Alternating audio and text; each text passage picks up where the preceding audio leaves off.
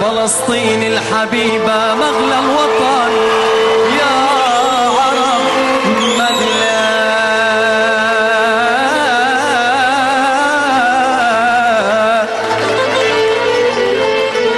واللام اللام اللام واللام لما توحدوا كان. Et pour nous donner plus d'éclaircissements, nous avons le plaisir d'avoir en ligne son Excellence, l'ambassadeur Medhat El-Melighi, l'ex-adjoint du ministre des Affaires étrangères. Monsieur l'ambassadeur, bonsoir et bienvenue avec nous. Merci, bonsoir. Monsieur l'ambassadeur, il faut dire que l'Égypte a entrepris des démarches pour évacuer les binationaux qui sont au nombre de 7000 à travers les frontières de Rafah. On aimerait en savoir plus. Comment est-ce que ce genre de processus se déroule et après avoir traversé les frontières, où iront-ils? Bon, premièrement, il y a plusieurs démarches. Premièrement, on doit préciser que l'Égypte avait insisté que cette entrée de ces citoyens internationaux et des blessés ne sera pas permise que s'il y a simultanément l'entrée de l'aide humanitaire présentée aux citoyens de Gaza. Je pense que c'est ce qui s'est passé déjà, qu'il y a plusieurs camions et convois qui sont rentrés avec de l'aide humanitaire pour les citoyens de Gaza. En ce qui concerne l'Égypte, alors il y a plusieurs hôpitaux, que ce soit sur la frontière même ou un peu plus loin. Ça dépend toujours des cas des blessés pour entrer. En ce qui concerne les citoyens étrangers, je pense que à tour de rôle, ils vont être répatriés dans leur pays, chacun selon sa nationalité. Donc c'est une étape intermédiaire, que ce soit pour les blessés, pour les soigner, ou bien pour permettre aux autres ressortissants d'aller rejoindre leur pays. Exactement. Il y a eu aujourd'hui aussi des pourparlers tenus par le ministre des Affaires étrangères, Sameh Choukri. Il a eu des concertations avec le secrétaire d'État aux Affaires étrangères du cabinet fantôme du Labour, David Lamy, et la secrétaire d'État au développement international du cabinet fantôme, Lisa Nandi, pour examiner la situation. À quoi doit-on s'attendre suite à ces concertations?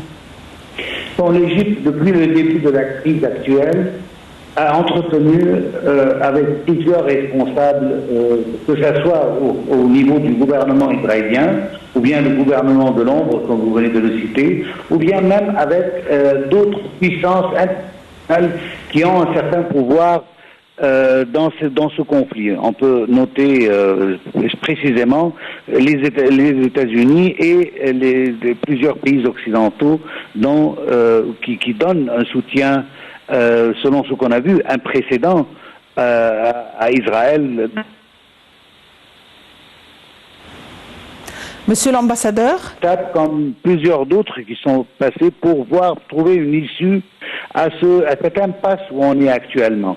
Depuis le début de ce conflit, et on a vu une rage, si j'ose dire, israélienne pour faire totalement liquider les mouvements de résistance palestinienne, notamment Hamas, qui pour eux c'est une organisation terroriste qui doit être totalement liquidée. Et je pense que malheureusement, avec toute cette force et avec tous ces armes et ces bombardements qu'on a vus à Gaza, les civils, ce sont eux qui sont en train de payer le prix le plus fort de tout le monde. Et cela doit s'arrêter. Mais toutes ces négociations, je trouve que jusqu'à ce moment-là, tous ces pourparlers n'ont pas abouti à un cessez-le-feu. C'est ce qu'on cherche tous, parce que sans arriver à un cessez-le-feu, on ne pourra pas sauver le peuple palestinien de Gaza et on ne pourra pas reprendre ce qui doit être toujours le but final de toutes ces actions, qu'on doit reprendre les négociations de paix pour pouvoir aboutir à une solution permanente à la question et à la cause palestinienne. Monsieur l'ambassadeur, le procureur général s'est rendu aux frontières de Rafah dimanche dernier, et justement, on a pensé qu'il aurait peut-être mis les points sur les i en mentionnant l'importance du respect de la loi et de la protection des civils, notamment les enfants. Je n'entends pas. Pardon, je n'entends pas. La dernière fois, je n'ai pas entendu. Oui, il a bien souligné. On aurait cru que les choses étaient plus mises au clair quand il s'est rendu aux frontières de Rafah et a mentionné la nécessité de respecter la loi internationale et de respecter le statut de protection des civils. Et il a dit qu'une investigation était en cours dans son bureau. Et cependant, les choses vont de mal en pire. Est-ce que cette visite était pour rien, si on peut le dire ? Bon, écoutez, depuis le début de ce conflit, et on entend toujours des plus grands souteneurs de la position israélienne et son droit de se défendre, on entend toujours le même mot, c'est qu'Israël doit respecter le droit international et le droit international humanitaire. Est-ce que cela est fait jusqu'à ce moment-là? Il y a plusieurs analystes qui trouvent que ce qu'Israël est en train de faire à ce moment-là sont des crimes de guerre. Est-ce qu'il y a un criticisme même pour Israël? Non. Alors, tout cela tombe sous la question de essayer de persuader Israël. Mais je pense que selon la situation qu'on voit sur la terre, cela n'a abouti à rien jusqu'à maintenant. Et je pense que tous les mots et les promesses européennes et américaines jusqu'à maintenant n'ont pas pu s'enfoncer en Israël. Jusqu'à maintenant, on n'entend rien de la part d'Israël qu'elle est prête à un cessez-le-feu pour qu'on puisse même soigner les blessés et restaurer un peu la situation humanitaire. Même ça n'est pas acceptable. Vous pouvez reviser vous-même aujourd'hui les déclarations israéliennes en ce qui concerne les Palestiniens qui ont pu sortir, qu'ils se sont assurés que tout le monde ne font pas partie de Hamas ou d'autres mouvements de résistance palestinienne, sinon on n'aurait pas fermé leur sortie. Alors Israélienne est en train toujours de contrôler la situation et de contrôler l'entrée et sortie. Malheureusement, parfois on entend même que c'est l'Égypte qui ne veut pas faire entrer l'aide humanitaire, étant donné que c'est elle qui contrôle la frontière de la France.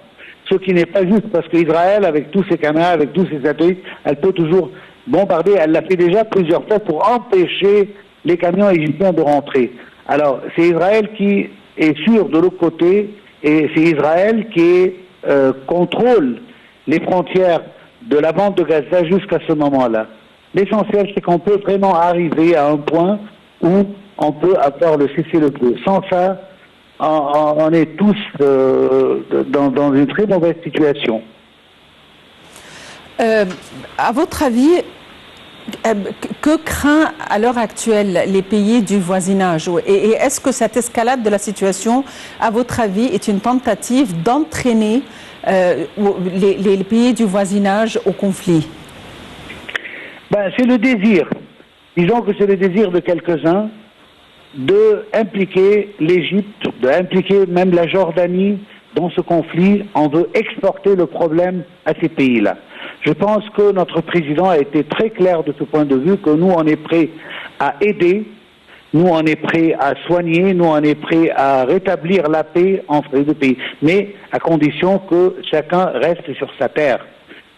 Heureusement aussi, on entend tous les Palestiniens dire qu'on ne va pas quitter notre terre. Alors, c'est pas un désir palestinien, mais c'est plutôt un désir que ce soit des Israéliens ou des Européens et Américains qui veulent exporter le problème. Et je trouve ça assez bizarre. C'est Israël qui est en train de bombarder, en même temps, elle veut envoyer ses victimes à un autre pays pour traiter l'affaire. Et je trouve que ça, c'est vraiment bizarre, c'est inouï de trouver une pensée pareille, parce que cela doit être fait entre Israël et la Palestine. Les Palestiniens restent chez eux et on trouve une solution. Soyons clairs et honnêtes. Tant qu'il y a occupation israélienne pour les territoires palestiniens, on ne pourra pas avoir de la paix dans cette région. C'est un point final. On doit tous comprendre cela. Et la paix, ça sera le meilleur résultat, que ce soit pour les Palestiniens, pour les Israéliens et nous-mêmes, les pays de la région.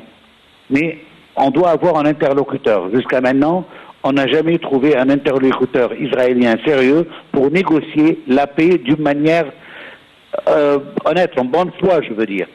Jusqu'à présent, on ne l'a pas eu. Soyons clairs que l'Organisation de la libération palestinienne, elle a signé un accord il y a plus de 30 ans à Oslo en reconnaissant Israël et le droit d'Israël à exister. Et tous ces agréments qu'on a signés ensemble, et ils n'ont jamais reçu quoi que ce soit en tant que résultat final, malgré tous les consensus qui ont été faits par la partie palestinienne.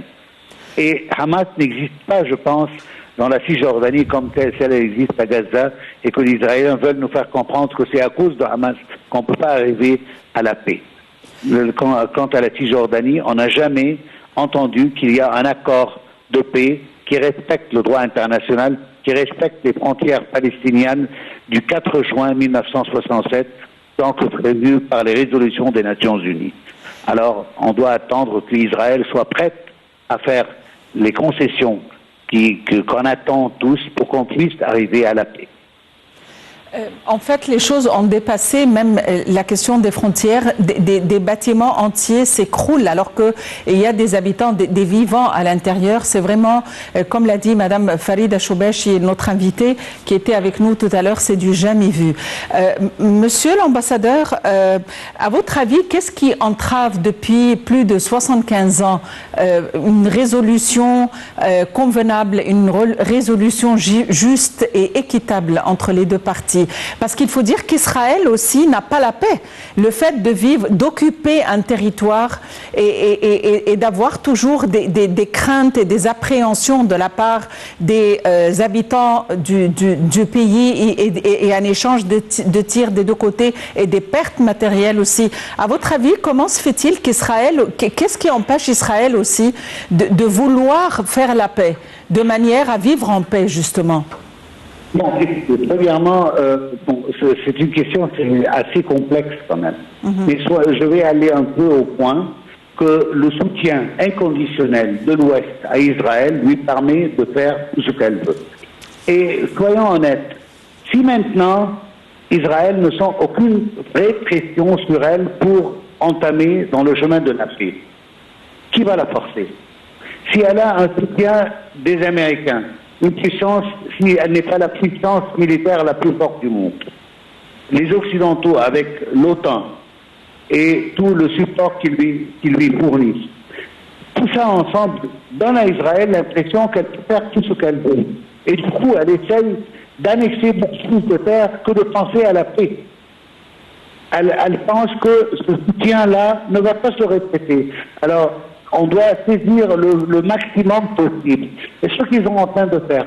Deuxièmement, comme vous le savez, et comme on le sait tous, la société israélienne, elle vient de plusieurs parties du monde. Ce qui les colle ensemble, si j'ose dire, c'est l'ennemi commun, qui est pour eux la Palestine, ceux qui sont en train de demander leurs droits selon l'occupation qui se passe de la part d'Israël, que ce soit de la partie de la Syrie, ou bien le Liban, ou certainement la Palestine. Alors, ces gens-là, ce qui les porte à rester ensemble, c'est cet ennemi commun. Et comme vous le savez, depuis les attaques du 7 octobre... Excellence, Monsieur l'ambassadeur, je suis désolée, nous venons au terme de notre rencontre. Je vous remercie infiniment pour votre intervention. Je le répète, vous êtes l'ex-adjoint du ministre des Affaires étrangères. Merci, Monsieur l'ambassadeur Medhat El-Meligui. Il faut dire que l'ONU et plusieurs ONG alertent sur la situation catastrophique qui prévaut à Gaza et sur le risque d'une grave crise humanitaire. Voyons les détails. La situation à Gaza devient de plus en plus désespérée d'heure en heure, a alerté dimanche 29 octobre le secrétaire général de l'ONU, Antonio Guterres. Les habitants de Gaza dépendent de l'aide humanitaire uniquement pour survivre. La profondeur de leur désespoir dépasse les mots, a de son côté dit sur X Janes Lenarčič, commissaire européen à la gestion des crises, appelant à un accès humanitaire sans entrave et sûr à Gaza. L'ordre civil commence à s'écrouler, a déploré Thomas White, directeur des affaires de l'UNRWA dans la bande de Gaza, après le pillage d'entrepôts et de centres de distribution d'aide alimentaire. Le monde entier tire la sonnette d'alarme tant la situation humanitaire est désastreuse à Gaza. Les dégâts sont immenses. Des quartiers entiers ont été rayés de la carte. Depuis le début de l'offensive israélienne sur la bande de Gaza, après l'attaque menée le 7 octobre par le Hamas, 45% des habitations ont été endommagées ou détruites, selon l'OCHA, le Bureau de la coordination des affaires humanitaires de l'ONU, qui cite le ministère des Travaux publics et du Logement de Gaza. L'ONU estime en outre le nombre de déplacés à environ 1,4 million, dont 629 000 ont trouvé refuge dans les 150 abris d'urgence de l'UNRWA. Mais ces abris sont bondés et cette promiscuité entraîne des risques sanitaires importants accrus par le manque d'eau, s'inquiète l'UNRWA. Le patron de l'agence onusienne, Philippe Lazarni, a affirmé de son côté que les services de base s'effondrent, les réserves de médicaments, de nourriture et d'eau s'épuisent, les égouts commencent à déborder dans les rues.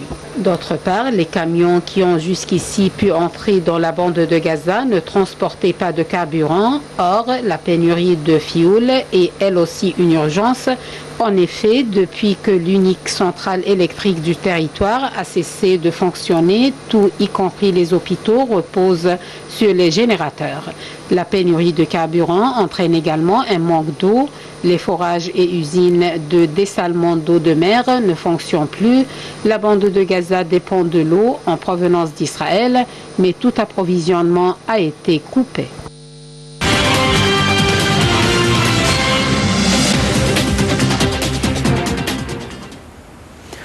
La situation humanitaire est désastreuse à Gaza. Toutes les interventions et toutes les concertations de la part de la communauté internationale et des dirigeants du monde pourraient peut-être parvenir à une issue de la crise humanitaire désastreuse. Merci de nous avoir suivis. Fin de cette rencontre et à la prochaine.